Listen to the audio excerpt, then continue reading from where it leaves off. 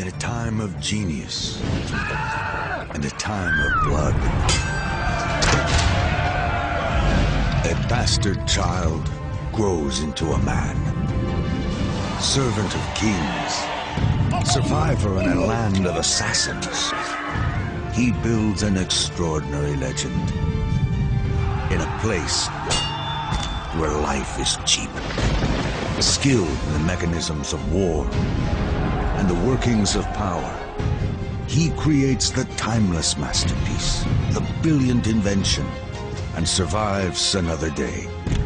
Veiled in secrecy, marked by genius, and driven by his own code of survival and success. A man for all seasons, and a mystery for the ages.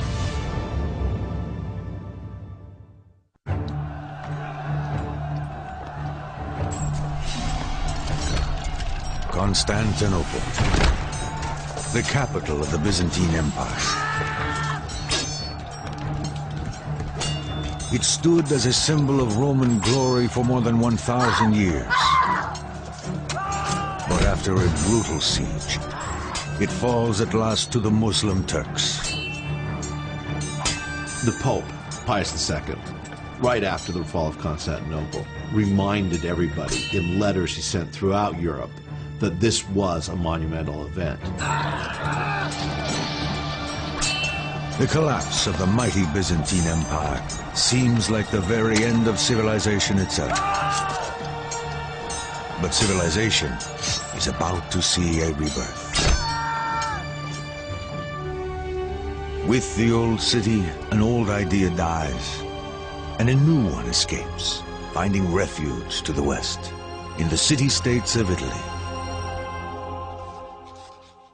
To the Byzantines, God is the center and meaning of everything. But a revolutionary idea, humanism, allows for the study of man and new explorations into science.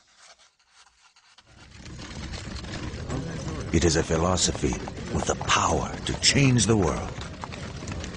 In studying God, we can study the theology and the philosophy of God. But in studying man, we can study biology, zoology, anthropology, technology, sciences of all different types. Humanism transferred man's focus to man.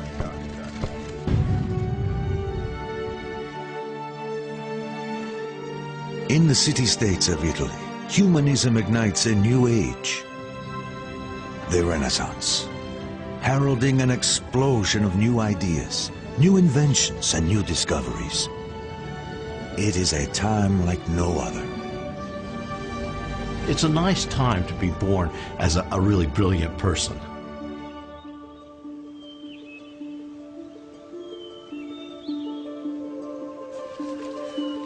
In a small rural town in Tuscany, a young boy discovers the world. Almost from the beginning, the mysteries of nature fascinating. He grew up in the countryside outside of Florence, and he seems to have been able to find all kinds of animals and plants and insects. But young Leonardo has no real place in the world, no future. He is the bastard child of a respected notary and a poor farmer's daughter. He lives in his father's house, while his mother is left to marry a man of her own class.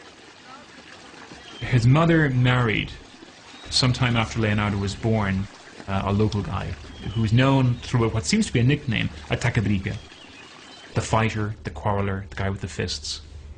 They probably lived locally. It's not inconceivable that Leonardo would have had some access to her, but it's equally possible that Leonardo's family kept him away from these other people who were of a different social station. Young Leonardo enjoys a comfortable childhood with his father and stepmother. But because of his illegitimate status, his prospects look bleak. It's sort of like a second-class family membership.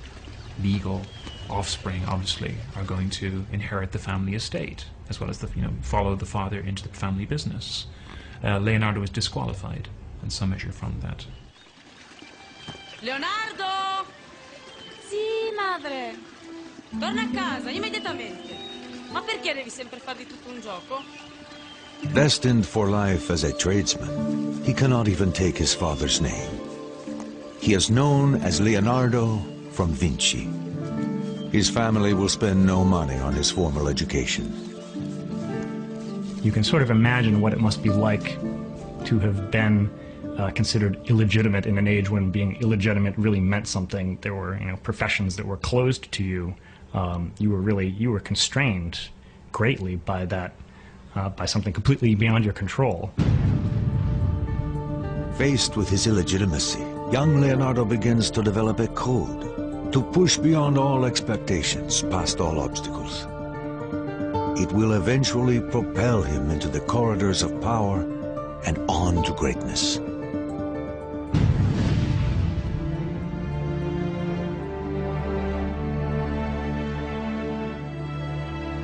In his teens, Leonardo moves with his father to Florence, a city driven by perilous politics. In this thriving place of commerce and beauty, one family stands at the center. A family whose importance to Leonardo will grow as he matures. The Medici. The Medicis are in charge of Florence because they were the bankers early on, and they gained control of Florence. And even though it was a republic and somebody should be voting for them, they controlled all the votes.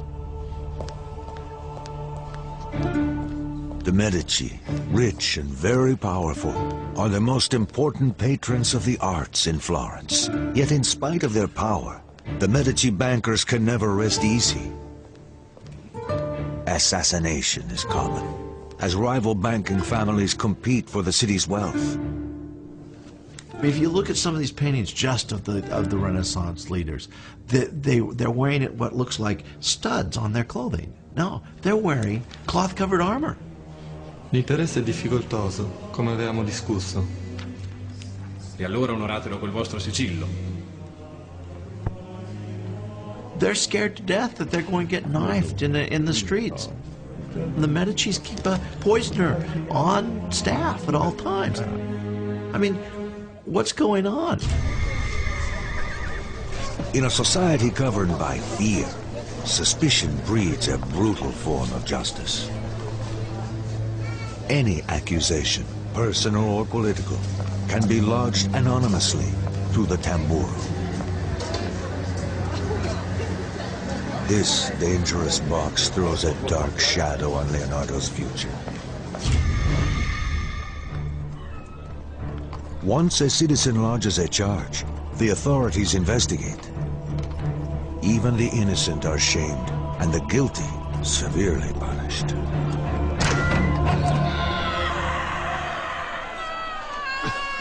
The sight of dead bodies executed in public is commonplace in a city like Florence, as it is throughout Italy. Leonardo lives in a time and place where life is cheap, particularly for the lower classes. He knows he must break free of his bastard status and earn a respectable position in society. And that means membership in the guilds. Florence is a city that is officially governed by the guild. It's been that way since the end of the 13th century. The government of Florence is drawn from the most powerful guilds. The guilds are professional trade unions, but most are closed to a bastard like Leonardo. It seems quite clear that he didn't have any kind of formal schooling, which would have been the norm if he had been a legitimate child of his father rather than the illegitimate son that he was. For Leonardo, it is difficult to gain entry to even a lower non-professional guild. His one hope rests in his talent and the help of his father's well-placed friend. Tu devi essere Leonardo. Ti stavo aspettando. Tuo padre pensa che hai del talento. In 1468, when Leonardo is 16, his father sends him to Andrea de Verrocchio, a highly regarded Florentine artist.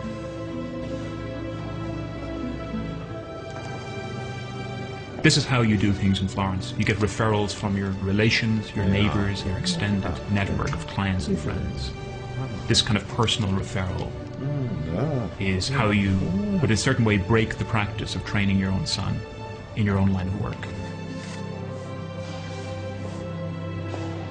Verrocchio agrees to take Leonardo as an apprentice, to give him the experience he needs to one day gain admittance to a guild. Here, Leonardo first comes to understand the connection between art and power. The Medici, the ruling family of Florence, often commissioned paintings from Verrocchio. Verrocchio was certainly the person you would think of in Florence towards the end of the 15th century. You know, if you want a painting, you go to Verrocchio. As Leonardo becomes part of the workshop, he realizes he can push beyond his social limitations. His code emerges, stronger now. If circumstances hold you back, always find another way to achieve your goals. But beyond the doors of the studio, Florence is entering a dangerous time. Even as the Medici family patriarch, Piero de' Medici, lay dying, enemies plot to steal control of his family's fortune. Piero, ti senti un po' meglio? Solo la morte può recarmi conforto adesso. All the wealth and prestige of the Medici could quickly come undone as plots against their very lives are quietly prepared.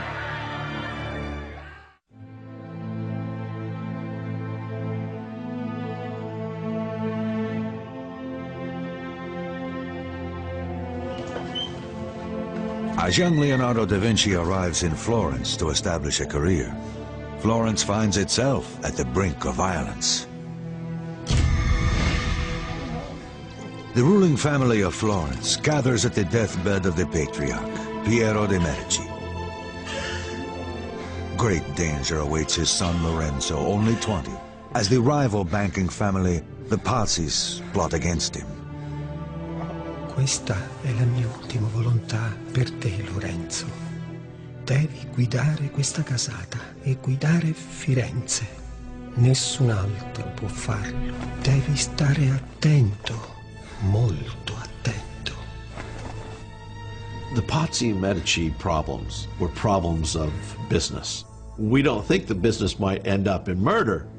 Maybe not the business outside of the underworld or the Sopranos or something along those lines, but this is what was happening.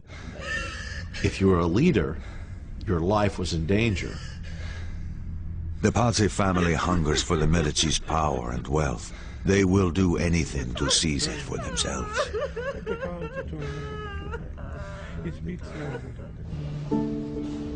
The young Leonardo is unaware of the political storms gathering around Florence. Though he will never meet them, the Medici will exert a profound influence on his young, ambitious life.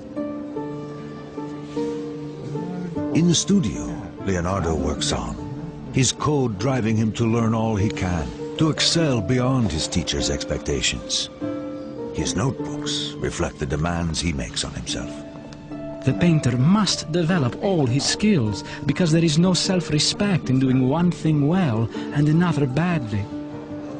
The Verrocchio workshop is active in all kinds of media, has command of technologies of different kinds. Not just painting, but painting on ceramics, marble sculpture, sculpture in bronze, other metallurgical enterprises, like the casting of cannons, the casting of bells. He joins Verrocchio at a crucial time. The maestro grapples with an incredible technological challenge. One of the things Leonardo would have seen in Verrocchio's workshop is the design and then the completion of a globe placed on top of one of the most important buildings in Florence. Saranno 2 tonnellate di rame dorato e deve essere bilanciato alla perfezione. Ma come, maestro? The construction of the 2-ton ball and the engineering required to hoist it to the top of the Duomo will rival the completion of Florence's grand cathedral dome itself. It will be made of copper, gilded with amalgam of mercury. You couldn't call the riggers and have them come do it for you. You had to do it all yourself from memory with the skills you had learned. So he picked up an enormous amount of not only artistic training, but practical engineering training and mechanical training, just being part of the studio. Leonardo studies the Cara Granda, or Great Hoist, which will lift heavy objects to the peak of the dome and the swiveling crane at the top. This early exposure to mechanical engineering will have great influence on his later inventions. In Verrocchio's studio, Leonardo sees how his talent might allow him to escape the limitations of his bastard origins, and he is about to have his first taste of the world he aspires to.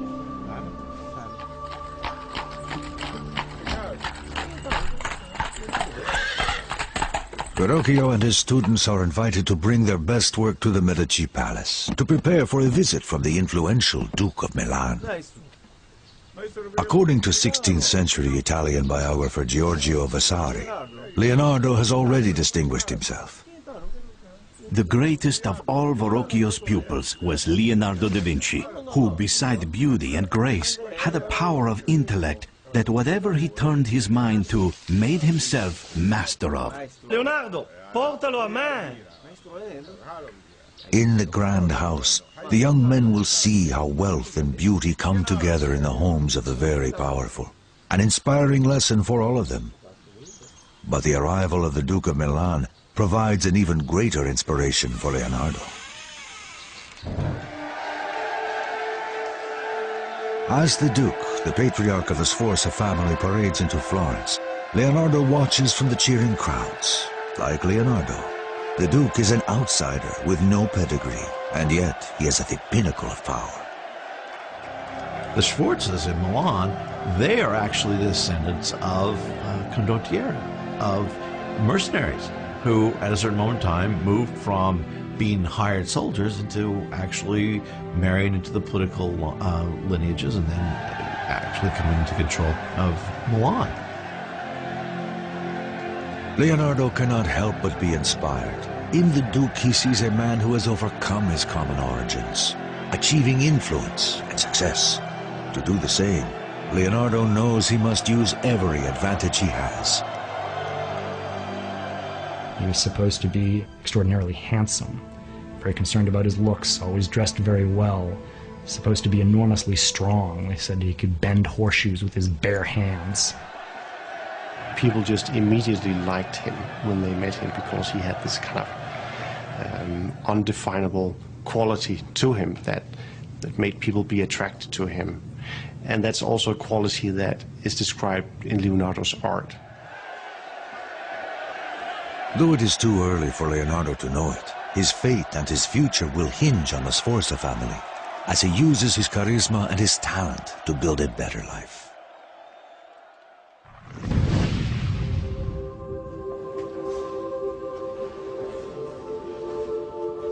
Leonardo is now 20. He completes his apprenticeship and has finally joined the guild as a painter. A huge step into the world of professional legitimacy. He can now seek high-level commissions on his own. But something holds him back. Da Vinci stays in Verrocchio's studio. Perhaps it is loyalty. Perhaps he is still unsure of his abilities. But he stays. The advantage there is he doesn't have to go out and set up by himself. There's every indication that Leonardo is temperamentally unsuited to opening his own shop. Usa un tocco leggerissimo qui, Leonardo. Leggerissimo. We can see a large number of commissions for paintings being, at least in part, turned over to the young Leonardo, so that he's a serviceable, adaptable, younger partner in the firm. And as he works, Leonardo's reputation grows, even reaching the attention of the Medici family. In the case of the Medicis and Leonardo, it appears, though, that they recognize very early on that this guy had great talent, and he was going to exceed his mentor and exceed his fellow students, and so they took a particular interest in him. Here in the workshop as Verrocchio's protege, Leonardo's first great work emerges. It is considered the oldest surviving Leonardo painting. The angel on the left, far in the corner of Verrocchio's The Baptism of Christ, is only a fragment, a tantalizing glimpse of the genius to come. It is only the mediocre pupil who does not surpass his master, Leonardo writes. And legend has it that Verrocchio, after seeing Leonardo's angel, never painted again.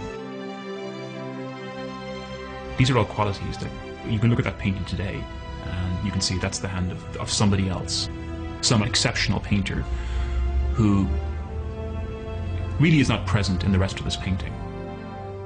Leonardo had an incredible ability to see motion and to capture motion in his paintings. For example, the ringlets of hair, which have a kind of bounce or spring. He was able to suggest that with paint in a way that no one else really could. Talented, connected, attractive, Leonardo knows what he wants and is on his way to securing it. But the jealousies and envy of others, anonymous voices and accusations will put at risk all that he has built and threaten to send him back to oblivion.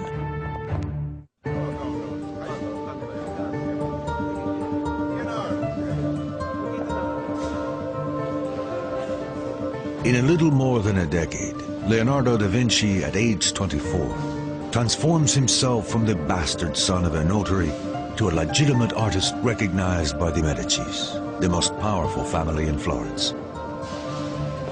Florentines are very competitive. It's very, very frustrating to be an artist in Florence, but also competition makes things better, makes you do a better job as an artist.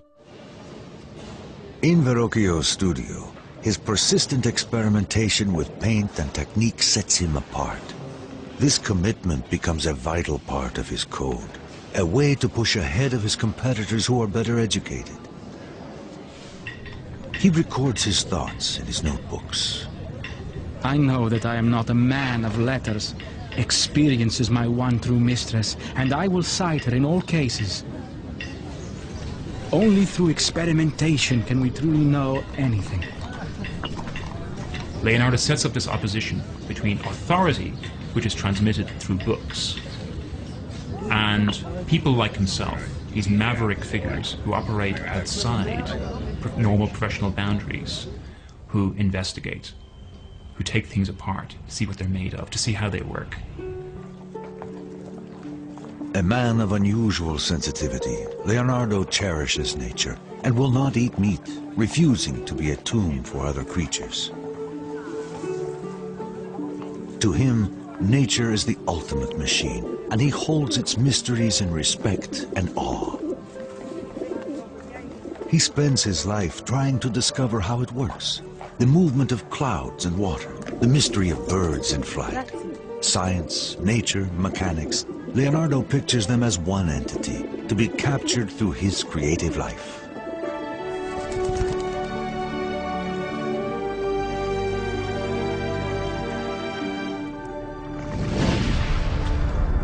Nature is one thing, human nature is something else. The success that has lifted him above his bastard status has also earned him envy and resentment. Dark forces move against him. Oblivious to any danger, Leonardo throws himself into new experiments to understand the nature of light and shadow.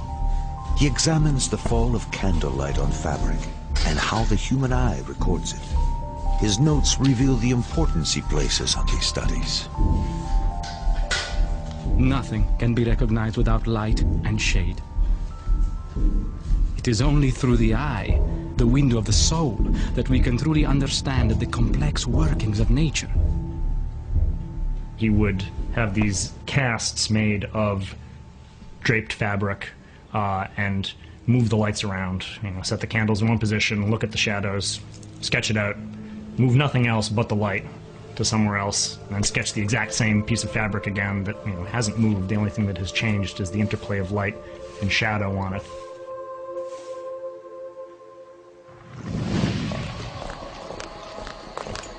But in 1476, envy and betrayal catch up with him. Born in the hands of the Night Watch, the dreaded secret police of Florence.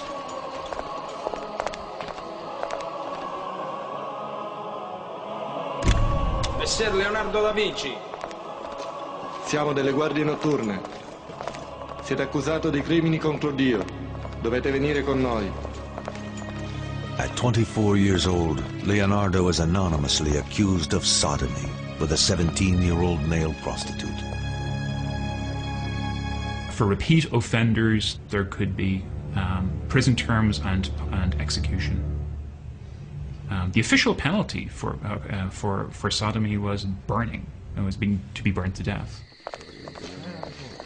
The humiliation is brutal. Nothing, he writes, is to be feared so much as a damaged reputation. The fact is, it does affect him. He was a proud individual. He's a proud young man. He knows he's going someplace. And a charge like this could really have set back his career. But at the trial, no evidence is brought against him. No witness is presented. The charges are dropped. The cruel act of an anonymous enemy. But dark days are just beginning in Florence. Political storm clouds gather as deadly forces move against the Medici. Florence is nearly surrounded by the territories of the Pope, which extend south to the city-state of Naples and north to Ferrara.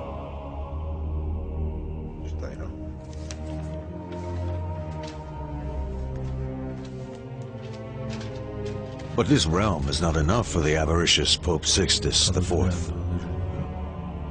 The Pope conspires to expand his power into northern Italy, into the lands held by the Medici. To break the Medici stronghold, Sixtus finds an eager ally in rival banker Francesco de' Pazzi. Ed io, Francesco de' Pazzi, presterò a voi I soldi necessari ad estendere le terre papali.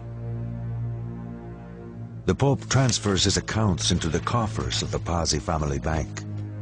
But the Pazzi want more than the papal account. They want the Medici out of the way. Forever. The Medicis needed money in their banking system. The Pazzis needed money in their banking system. And when the two of them were vying for what little amount of money there was in Italy that was not already spoken for, that's when problems occurred. And that's when we get to violence.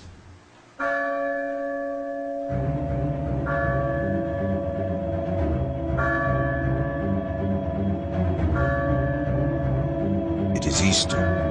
In celebration of the Prince of Peace, the Medici take their personal seats across the aisle from the Pope's henchman, Francesco de' Pazzi. They have no idea of the danger they're in. At a prearranged point in the Mass, it begins.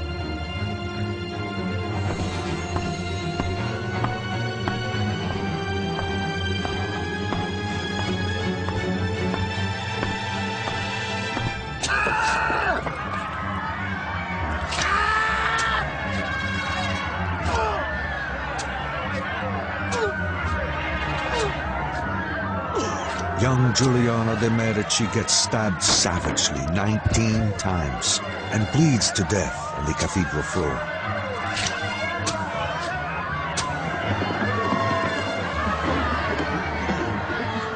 His wounded brother, Lorenzo, barely escapes.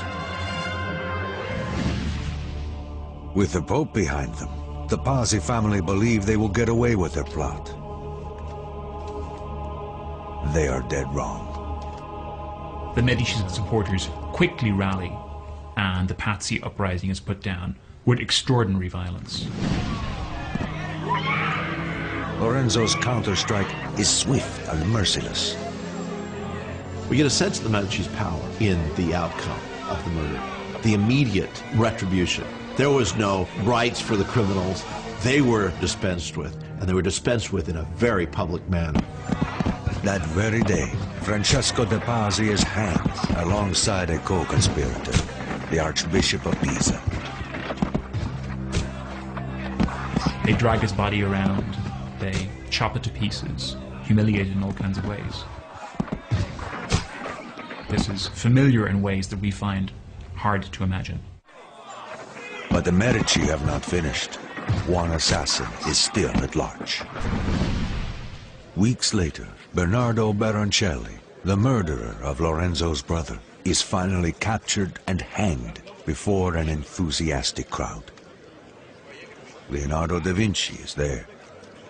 Here's the young Leonardo drawing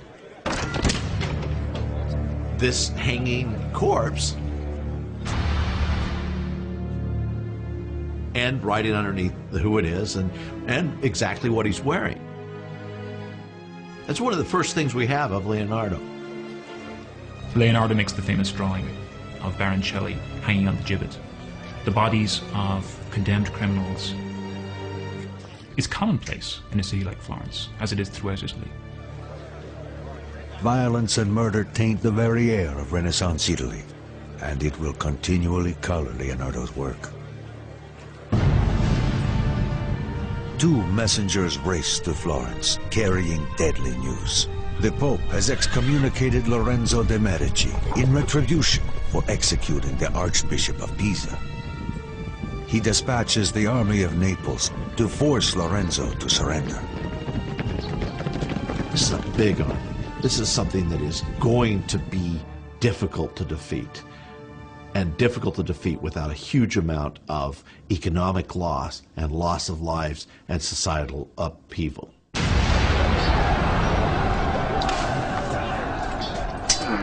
The Republic of Florence faces annihilation.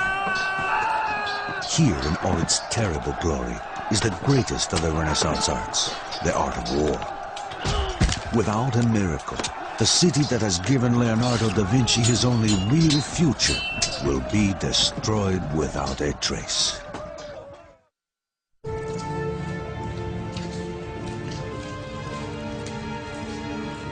Messer Leonardo da Vinci. Arrested on trumped-up sodomy charges, Leonardo da Vinci endures a damaged reputation. And then Florence itself is thrown into danger as war erupts with Naples. To punish the Medici for the execution of one of his archbishops, Pope Sixtus sends King Ferdinand of Naples to invade Florence and attack the smaller Florentine army. The Florentine forces, mostly mercenaries, fight with the sustained violence of professional killers. But the more powerful army of Naples quickly take the upper hand, smashing into the Florentine forces with unforgiving savagery.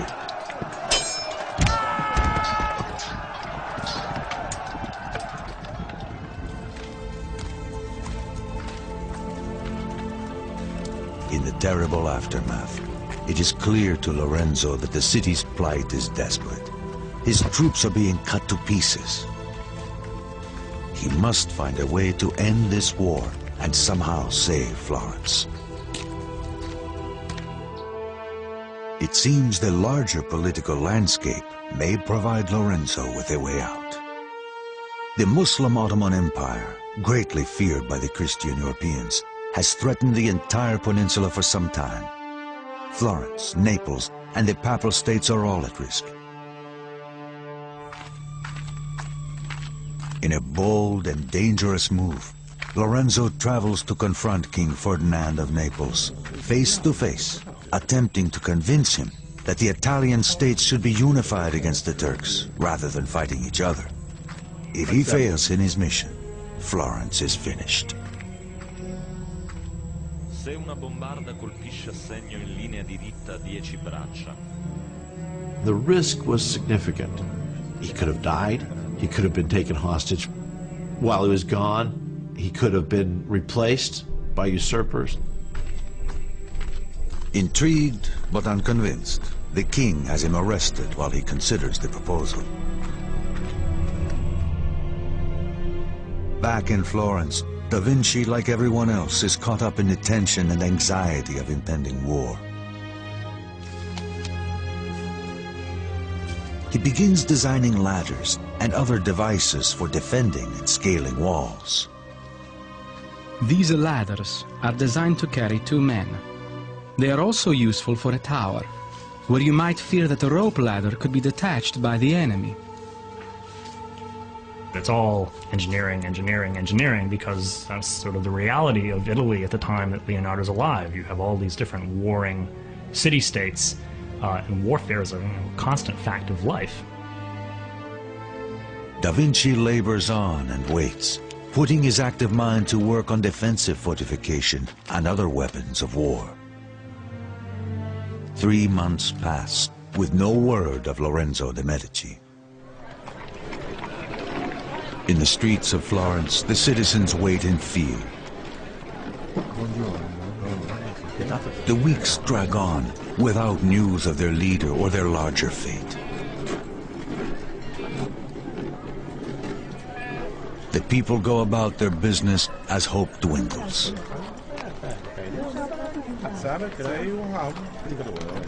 The Medici dynasty and Florentine independence seem doomed.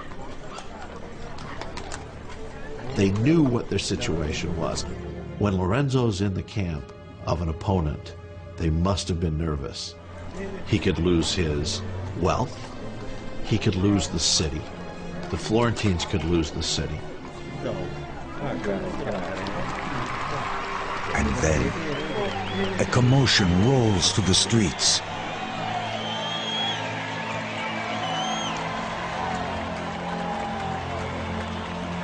In triumph, Lorenzo returns, having convinced King Ferdinand of Naples to end the war. The crowd celebrates his courage and statesmanship. Lorenzo the Magnificent has pulled Florence back from the brink.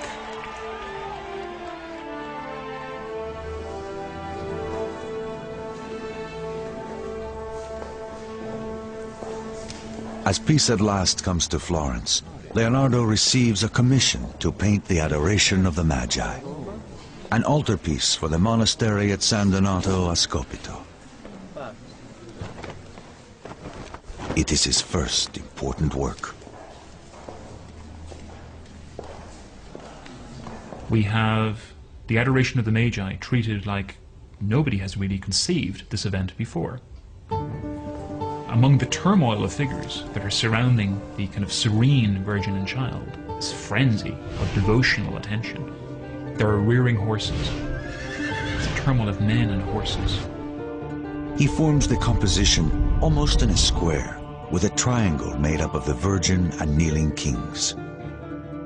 But here, Leonardo is using the body of the horse to invest his composition with dynamic motion and energy, the sense of frenzy, the sense that this is almost like an apocalyptic event in the incarnation.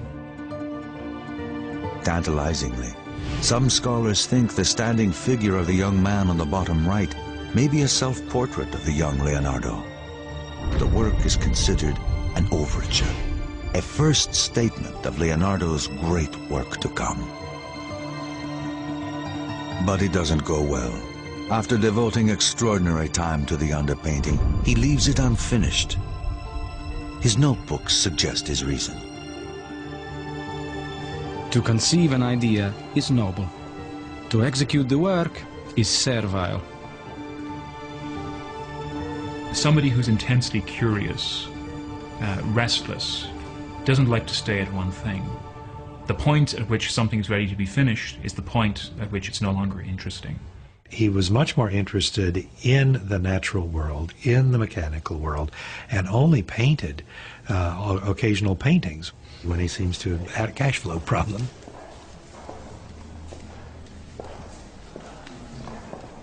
It is a bad time for Da Vinci to abandon his painting. Lorenzo de' Medici is considering artists for a plum assignment. A trip to Rome to help decorate the Pope's Sistine Chapel. It is the kind of commission that a young artist like Leonardo could only dream of. A real chance to shine before the most powerful patrons in Italy. Lorenzo's choice will affect Leonardo's future and shape his destiny, for better or for worse.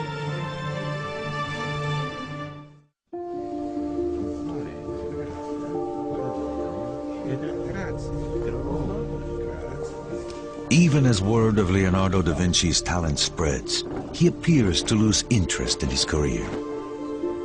An important commission is not completed. Clients grow angry. And when Lorenzo the Magnificent chooses his finest artists to send to Rome, Da Vinci is not selected. The Adoration of the Magi is one of the great masterpieces of the High Renaissance, and yet Leonardo was unable to finish it, and some believe that he had conceptualized the end of the painting in his mind, and that was enough for him, rather than actually going to the brush and doing it physically. And so he found himself in lawsuits a number of times because he couldn't finish his work. He cannot deal with the ordinary conditions of production, of clientage, of contract, supplying works to deadline according to a patron's specifications. He didn't finish anything. Psychologists today have names for these things. Perhaps he was ADD. Perhaps he was obsessive compulsive. Maybe he was anxious. Maybe he was depressed. We don't know exactly what his ailment was, but there seemed to be something afflicting his mind. It seems that Da Vinci's greatest gifts, his restless imagination and endless stream of ideas, complicate his drive for success. Again, circumstances hold him back, and he must find another way to achieve his goals. You're not really sure he wanted to be an artist. That was his inroads into the court life and into the patronage life. But when he gets there, he almost kind of leaves it behind. Unsatisfied with painting, Da Vinci decides it is time for a change. His code demands that he find another channel for his ambition. He needs a fresh start and new opportunities. And so he travels to Milan. As the most northern of the Italian states, Milan is the most vulnerable to foreign invaders. And so it is heavily militarized, a center for weapons production and military technology.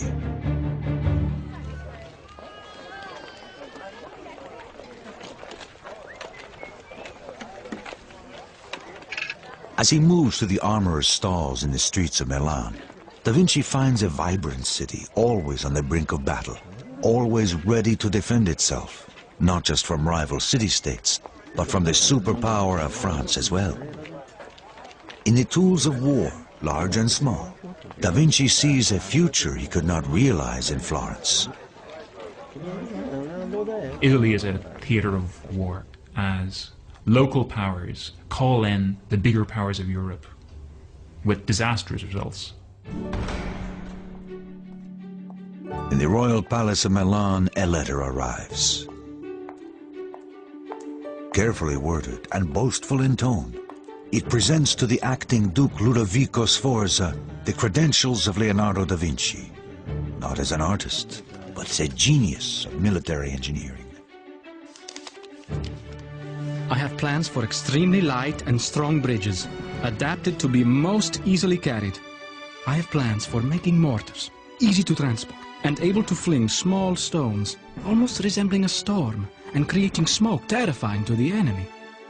Where a bombardment of cannon might fail, I can make catapults and other machines of marvelous accuracy and not in common use. Da Vinci's designs are visionary. His covered assault car is an improvement of an earlier well-known idea, but it will take 400 years before the concept is realized as the modern tank in World War I. Da Vinci describes the machine in his notes.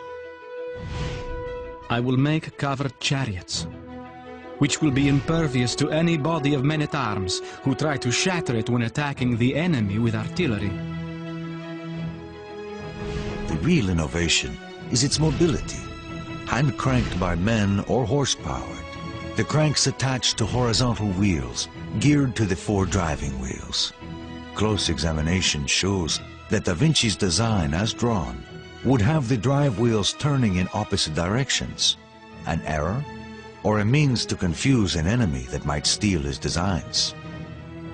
We have a repertoire of drawings made by Leonardo showing savage-looking instruments of warfare, chariots with scythes that, you know, slash through the flesh of an enemy army. It is an improvement on the old Roman-style chariot by adding an upright lantern gear with 4 huge scythe blades mounted above, like a curved blade helicopter. Da Vinci's design for a cannon shows hundreds of swarming bodies, dwarfed by the colossal bronze gun, and reveals one of Leonardo's obsessions. He loved scale. He loved to speculate and dream about things on a scale just vastly beyond that of the period. So he has these gigantic speculative designs for incredible killing machines. Da Vinci's fantastical weapon designs are typical of his continual pushing beyond the ordinary, always dreaming in the extreme. In his life, it will be a pattern, a part of his code, never be limited by what has been done before, or what others might think. He certainly sells himself as somebody who has secrets, somebody who knows the technology of military engineering, making guns, making weapons.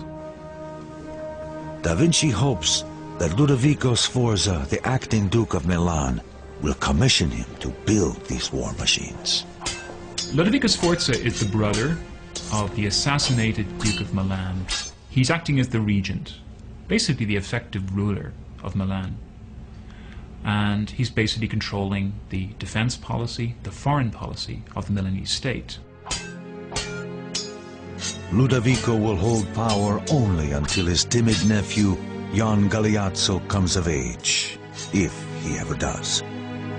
Tu scegli, adesso vai pure, ho degli affari da sbrigare. I think everybody expects that the one thing that Ludovico really wants is the Dukedom of Milan. He's prepared to go to extraordinary lengths to get it.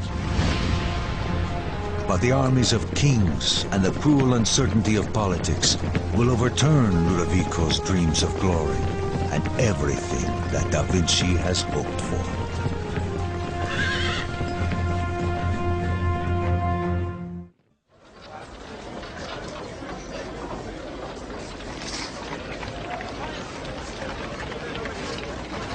After leaving Florence, Leonardo da Vinci, now 30, arrives in Milan hoping to sell his skills in military engineering to the acting Duke Ludovico Sforza, a shrewd and militaristic noble.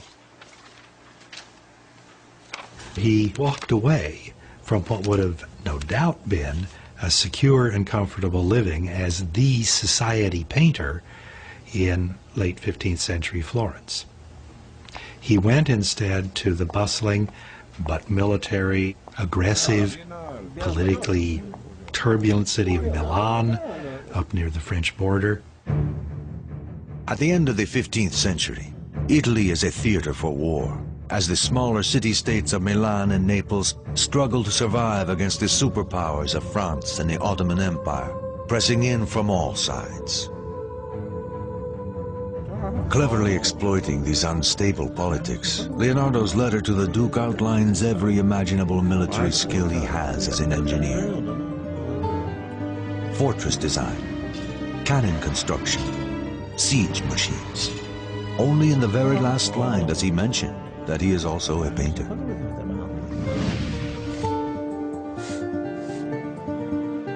Unfortunately, Da Vinci must set aside his excitement about military designs. The Duke needs a portrait of his mistress. Despite Leonardo's disappointment, the painting becomes one of his most famous and important. The Lady with an Ermine. It is revolutionary. The first time a portrait shows the sitter's thoughts or feelings through posture and gestures. This relates to a series of interests being pursued by Leonardo about the motions of the mind. You know, as the mind moves, so the body expresses the motions of the mind. Or as Leonardo would say, that's where the movements of the soul make themselves most manifest.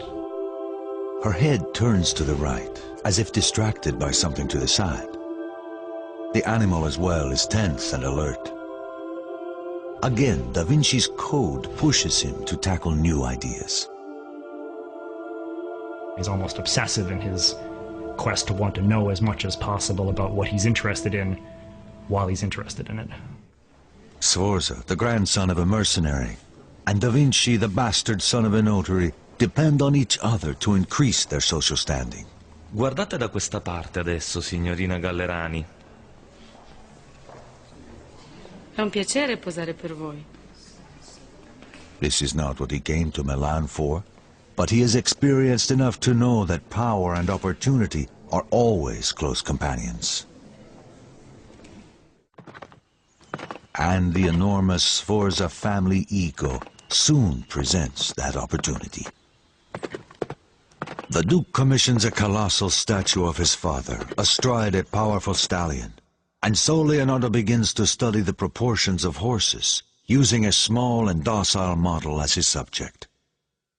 The distance between one ear and the other should equal the length of one of the ears.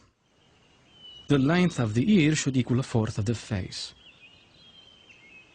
Sforza wants a statue larger than any other, the biggest horse monument ever seen.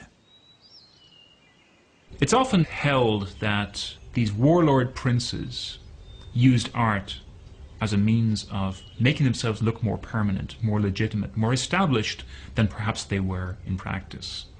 The Sforza have only been around from 1450, but their equestrian monument is going to outdo all others that exist. Leonardo considers the challenge of creating the 24-foot-high statue a career-making opportunity, a triumph of art and technology to last the ages. He will devote more than a dozen years of his life to the process. It was going to be a statue on a scale so much larger than anything that had come before it that it required all kinds of new technologies to figure out how to make this thing. Extending his vision and skill to the utmost, Leonardo will create countless smaller clay models and devote the next several years to figuring out how to cast the Colossus in 60 tons of bronze. Because he wanted to cast the horse in particular as one piece, this would have been cast upside down, he had to dig casting pits. Well, Milan is built in a river valley and there is a water table down there. The head of the horse pointing downward would have been just about at the level of the water table. And if you in fact start heating up the water table in an area, you will create some very serious problems, possibly even an explosion. So in other words, he was working very close to the limits of the possible. This is the very essence of Leonardo's code, to push beyond the expected, not only in his work, but in his life. And as the great horse slowly takes form, Leonardo turns his lively mind again to weapons of war. Like the horse, his designs are huge, monumental. He always engineers these things that are just enormous, much, much larger than anything that existed at the time. And the giant crossbow is sort of the poster child of this mentality. It's about the size, probably, of a tractor trailer in length. The construction is highly advanced, with the bow to be built of laminated sections for the greatest strength and flexibility. The bowstring, drawn back by a worm gear, can be fired silently. People look at Leonardo's drawings of things like the giant crossbow, and they seem to think that this is an original idea. It isn't. What Leonardo is doing is taking an idea that's fairly commonplace and seeing how far he can push it. He begins his famous notebooks, an obsession that lasts his entire lifetime and confounds us to this day. It's estimated he will fill over 15,000 pages before he dies. What did he write in his notebooks? Everything. Laundry lists. Don't forget to get the money that so-and-so owes you. I need this at the store. Moving lists. Sketches of people that he saw on the street who had interesting faces. Notes to himself of anything he wanted to remember. Leonardo often composes these notes from right to left, even forming the letters and words backwards, as if in a mirror. People would speculate, and still speculate, that he was trying to write in code. He didn't want people copying his ideas. Maybe he was saying things that he didn't want people to be able to read. But the most likely reason is simply that he learned to write as a left-handed child, and so composing left to right, even writing backwards, came naturally to him. By this time, Da Vinci has taken an assistant. His name is Giacomo, a young boy from the lower classes, destined to limited prospects. He helps Leonardo build the many mechanical contraptions and novelties for Ludovico Sforza's elaborate parties. Giacomo, perché devi sempre giocare con tutto? E dammi quel pianeta. Da Vinci comes to call him Salai, meaning little devil. The mischievous boy will stay with Leonardo for the rest of the artist's life.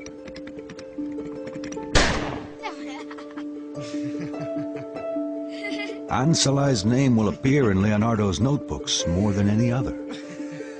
Salai will be with him on one of the most important days in Da Vinci's life.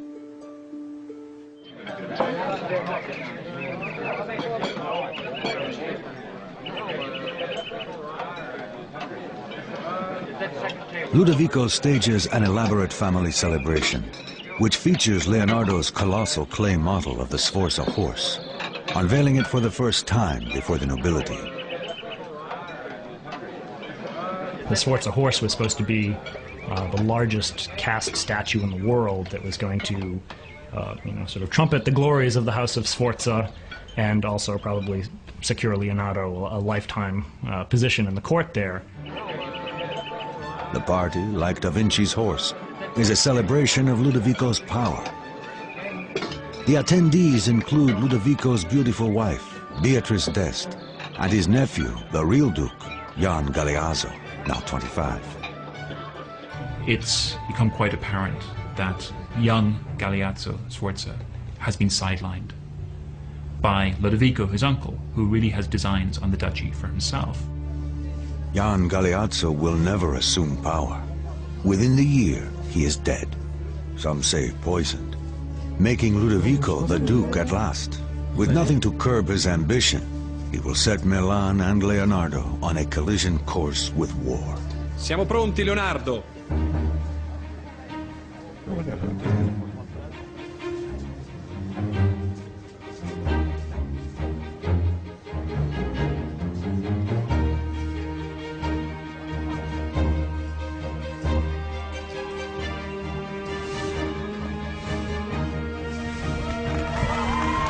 Via il telo! In the end, it is all about status, influence, the magnificent Da Vinci horse, and Ludovico's dangerous ambition.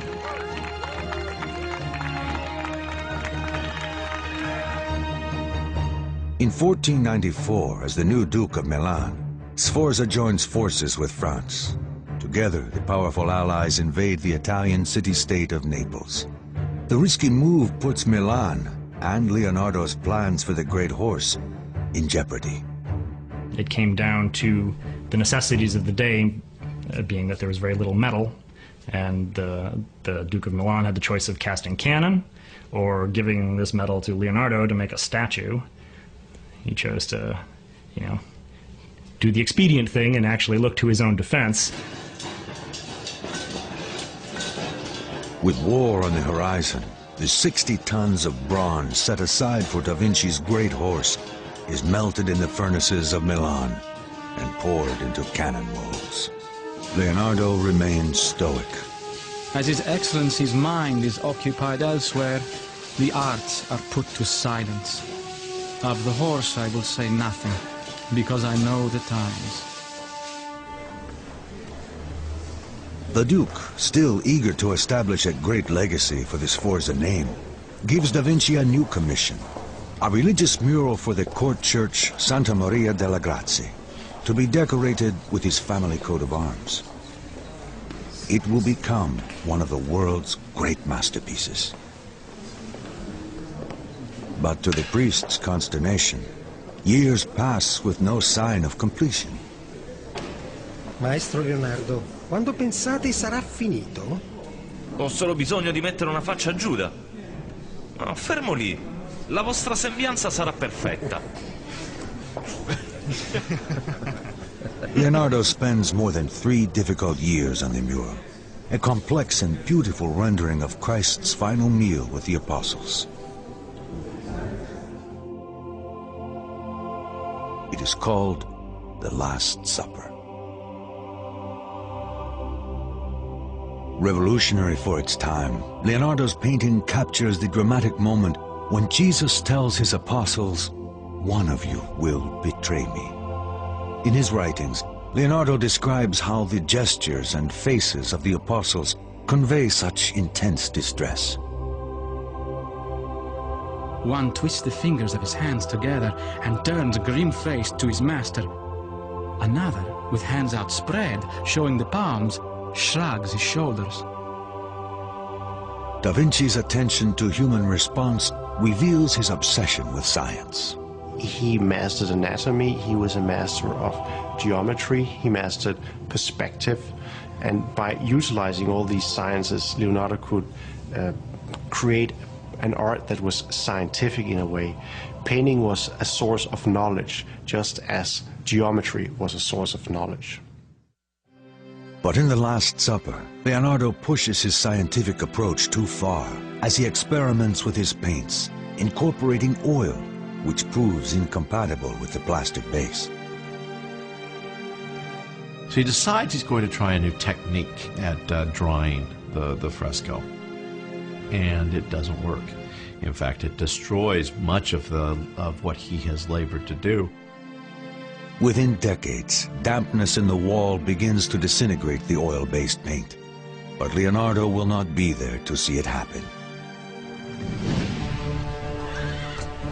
France, Milan's former ally in their war against Naples, now has a new king with a new goal, the submission of Milan.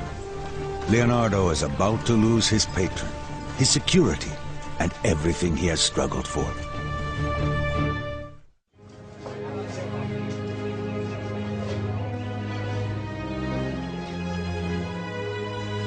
In Milan, Leonardo da Vinci has created some of his most important work. He spends 17 years in the court of the Duke Ludovico Sforza, realizing his own dreams of success. As Leonardo nears the age of 50, the political winds change. Sforza's former ally, France, abruptly invades Milan. Da Vinci at once loses his patron and his security. His notes reflect his reversal of fortune. The Duke has lost his state, his property, and his freedom. None of our great enterprises will come to pass.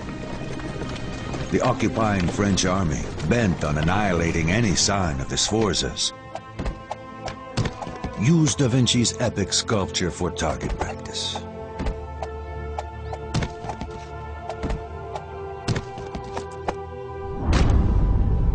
It was a symbolic act. It shows how closely these equestrian monuments were identified with the power of a certain ruler. Then secondary, it was a great work of art. But first of all, it was a symbol. Da Vinci learns in this cruel act how fleeting his success might be, and how vulnerable he is to the fickle nature of politics. Saddened by the loss of the great horse, an aging Leonardo leaves Milan with his faithful apprentice Salai.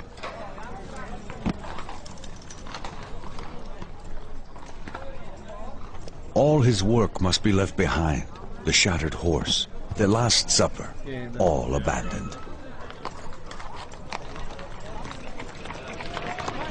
With the fall of the House of Sforza in Milan, Leonardo was out of a job, and there began a period of his life where he wandered about. His notebooks reflect his state of mind. Patience protects against misfortune as warm clothes protect against the cold. The warmer you dress, the more powerless the storm. In the same way, increasing your patience in the face of great wrongs renders them powerless against your peace of mind. His travels take him to Venice, now threatened by the growing power of the Ottoman Turks. Perhaps here he will find a market for his innovative weapons and fortifications. One of the interesting things I think about Leonardo is considering how much of his career he spent not working as an artist. He's always thought about first and foremost as a painter, but if you look at the number of years he was employed by various patrons, a big chunk of it was spent largely as a military engineer and as an entertainer. He approaches the Duke of Venice with a variety of ideas, even a diving suit and snorkel system for underwater warfare. In his writings, DaVinci describes his complex design. A breastplate of armor with hood, doublet and hose, and the wineskin to hold the breath, with half a hoop of iron to keep it clear of the chest. When you deflate the wineskin, you will go to the bottom, pulled down by sacks of sand. When you inflate it, you will rise to the surface. He seems sometimes almost not to really belong to his age, in a day when they didn't even have mundane things like regular ways of keeping time. Leonardo is thinking about walking on the bottom of the ocean and flying in the air with the birds and developing self-propelled vehicles. He just has such a completely singular vision of pretty much everything around him. Da Vinci's ideas are centuries ahead of his time. His code has led him to dream the impossible. But Venice has no interest in his inventions. He is considered a foreigner, and his visionary ideas create only suspicion. Rejected, he must pursue his dreams elsewhere. He travels back to Florence, the land of his boyhood.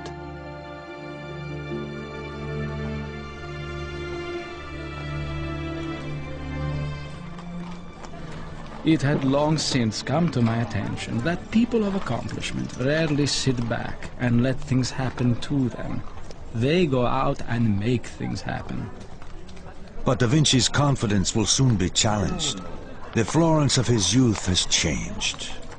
Though he is still recognized as a great artist, someone newer and younger has captured the city's imagination. His name is Michelangelo Buonarroti, a brash young artist of only 26 whose talent is astonishing. Leonardo despises him. Artists of the Renaissance were extremely competitive with each other and with themselves. Tough, disheveled, and arrogant, Michelangelo defies Leonardo's expectations of the courtly artist. In his notes, Da Vinci voices his disgust. The sculptor's face is covered with paste and all powdered with marble dust, so that he resembles a baker. His house is dirty and filled with chips and dust of stone. With the painter, it is just the opposite. Well-dressed, sitting easily in front of his work and moving a very light brush. His home is filled with music, unspoiled by the pounding of hammers.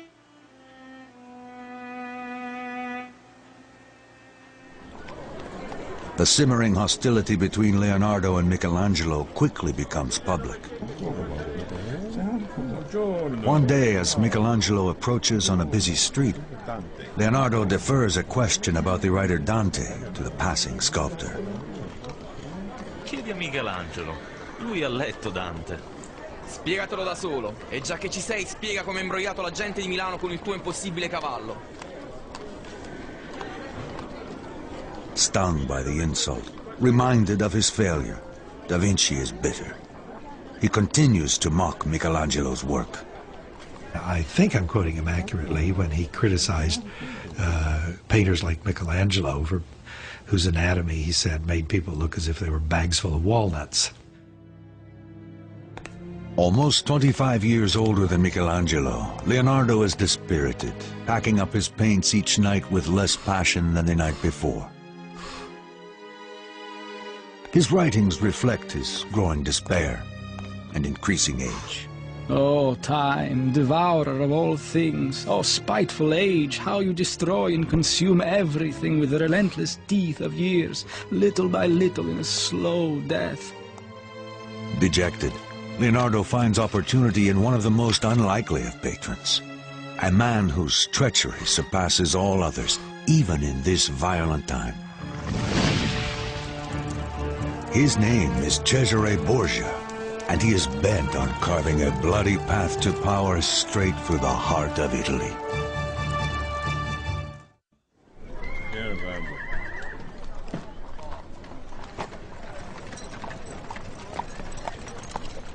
Having lost the work of 17 years, a disheartened Leonardo da Vinci eventually returns to Florence, only to find himself challenged by a much younger rival, the great artist Michelangelo. His notebooks reveal that even in the face of all this, his code demands that he push on. Obstacles cannot crush me. Every obstacle must yield to stern resolve. He whose gaze is fixed on a distant star will not falter. In 1502, Da Vinci finds an unlikely opportunity in Pope Alexander and his bastard son, one of the most dreaded tyrants of the age, Cesare Borgia. Cesare is accused at least of murdering one or two of his sister's husbands and lovers, and maybe his own brother.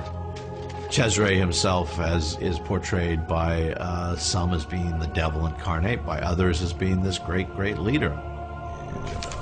Borgia personifies the corruption and hunger for power that has come to define the papacy. He is ruthless in his attempt to consolidate his father's empire, hoping to one day claim it as his own.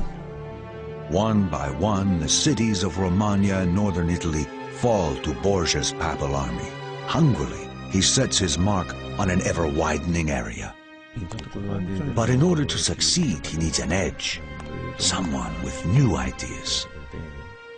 He turns to Leonardo da Vinci. Ecco le vostre carte. È un onore servirla.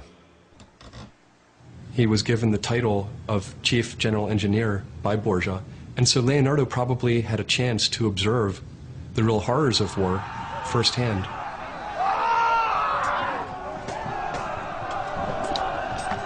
The villages of northern Italy become Borgia's slaughterhouse as his mercenary armies move to expand the holdings of his father, the Pope. Borgia has been described as one of the cruelest men in Italian history, and in fact Borgia was the subject of Machiavelli's book The Prince as the model warlord who could achieve this unification of Italy. The death of the innocent means nothing to Borgia, as he seizes whatever he desires. He makes a reputation as a man of extraordinary cruelty, pragmatic, intelligent, and deadly. Da Vinci serves his patron well, supervising the building of defensive works, towers, trenches, and weaponry. He is finally given the opportunity to pursue military designs, to practice the art of war. For Borgia, Leonardo's greatest skill lay in his unique bird's-eye view map, a key to success in battle. By handing these maps to Borgia, Leonardo was enabling this warlord to run his troops through the night and arrive ahead of time at the battle and have a chance to win. And so the relationship between Leonardo and warfare is very complex. Da Vinci and the ruthless Borgia work well together, each with a complex mind, each actively ambitious. In the mechanics of war and the subtleties of power, Leonardo excels. This may be one of the things that Leonardo is never given credit for. He seems to know the political winds, and he seems to blow quite nicely with them. And he fits in very well with Cesare's court. Although Borgia's savagery is well known to Da Vinci, the violence suddenly becomes more personal when Borgia orders the brutal execution of 3 captains. One, Vitellozzo Vitelli, is a friend of Da Vinci's. the artist is repelled. His writings reflect his growing doubts. Truly man is more savage than beast, for our brutality exceeds theirs. We live by the death of others. He finally decides that even animals, they kill for a reason. Human beings, it becomes part of their nature, just to kill.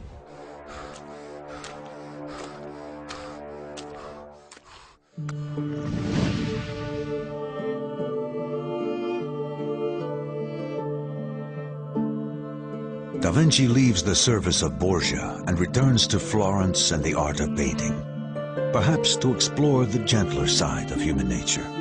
There he begins the one work for which he will always be remembered. No, non ridete. Sorridete.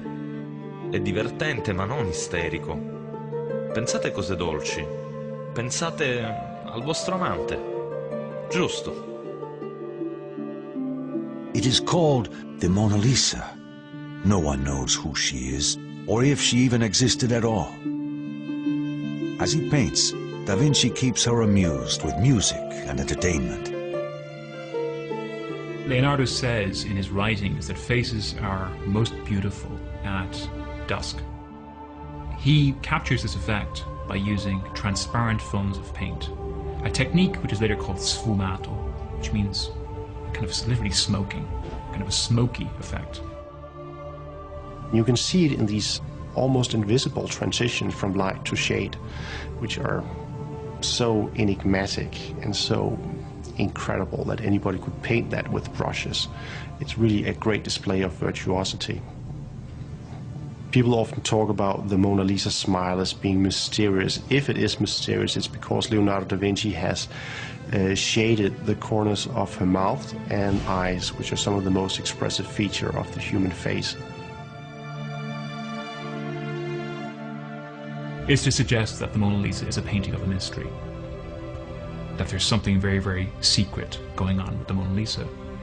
And we get the elaboration of this myth of secrecy about the Mona Lisa smile. Or who is the Mona Lisa? You know, is she Leonardo's lover? Is she Leonardo himself? History does not reveal her true identity. Da Vinci's biographer Vasari identifies her as Mona Lisa Gioconda, the wife of a merchant. But Vasari never saw the painting, and Da Vinci himself never left any clue. Carried it around with him for years, and he kept working on it. Never quite done. The only reason it exists in the form it exists today is because he died. The Mona Lisa remains forever a work in progress, a physical manifestation of his code, of his commitment to achieve the impossible, perfection in painting.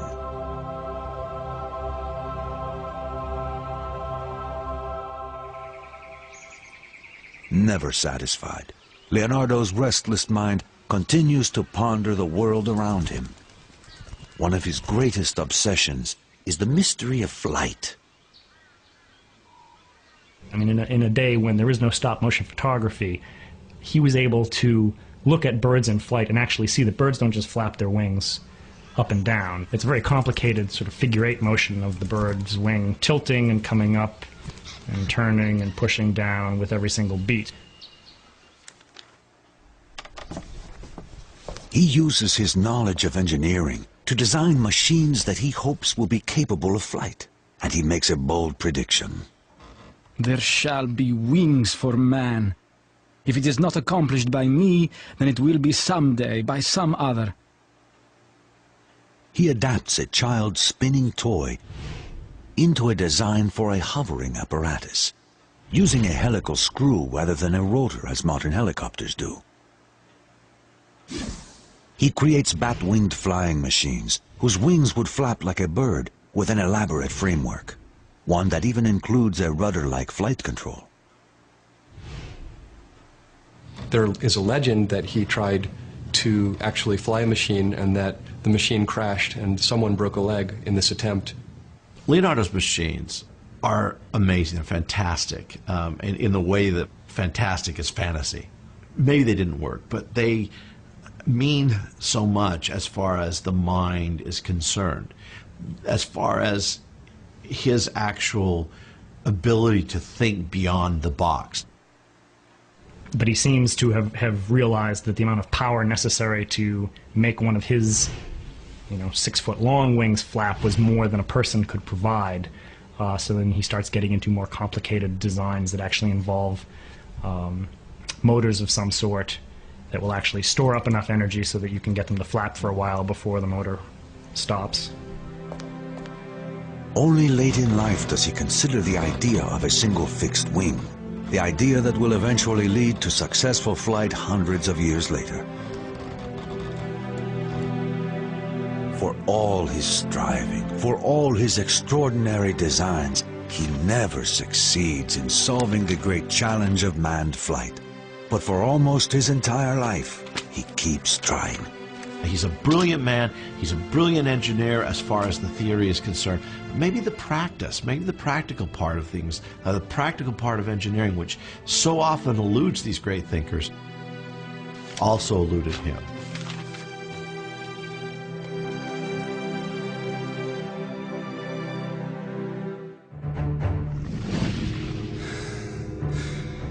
Despite Leonardo's frustrations with engineering, it is with a far more complex machine that he achieves his most remarkable success. His grim obsession with the moment of death leads him to master the workings of the human body itself.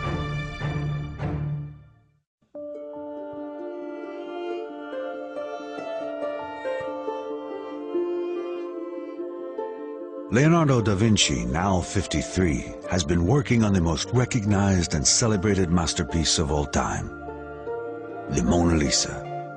He will keep working on it and keep it with him until the day he dies. His obsession with both artistic perfection and technical precision leads da Vinci in a surprising direction.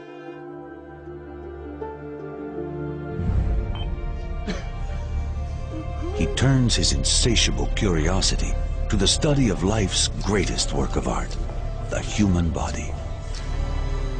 He was interested in anatomy from an early age, probably from his time in Verrocchio's workshop, where artists in Florence were encouraged either to perform dissections, autopsies at a medical school, for example, or they were encouraged, if not to perform them, then at least to observe them. Always fascinated with the human body, he studies the mysteries of death at the hospitals of Santa Maria Novella. Dicono che abbiate vissuto 100 anni. È vero? 100 anni? Non è così difficile. Non sento dolori. Sono stanco. Tanto stanco. E terribilmente debole. He's interested in the way that the pieces of the human body, which is, after all, a very intricate mechanism, the way the pieces of this mechanism fit together. Within hours of the old man's death, Da Vinci descends into the cavernous morgue to dismantle nature's ultimate machine. We might be surprised that Leonardo's dissection of human corpses wasn't frowned on by the church of his time. That seems, though, to be more of a modern concept and modern prescription. Here he will make an astonishing discovery, centuries ahead of its time. I conducted an autopsy in order to determine the cause of such a peaceful death, and found that it was caused by the failure of blood flowing into the artery that feeds the heart and other lower members, which I found withered and shrunk. In 1507, Leonardo makes history's first description of arteriosclerosis by comparing the circulatory system of the elderly man with that of a child's. And we have to try to imagine 500 years ago what it would have been like to work on an autopsy without the benefit of good lighting or good preservation of the material. The smell must have been awful. Under challenging conditions, Leonardo invents an entirely new way of seeing. Later, his cross-sections and exploded diagrams will profoundly influence the modern method of visualizing anatomy and machinery. His code, like the man himself, becomes mature. experimentation continues to be the primary engine in his effort to achieve what no one else could. I am inspired by the urgency of doing. Knowing is not enough. We must act on it. Being willing is not enough. We must do.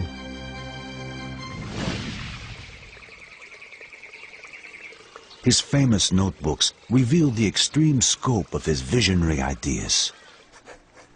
And yet he never publishes a page of them.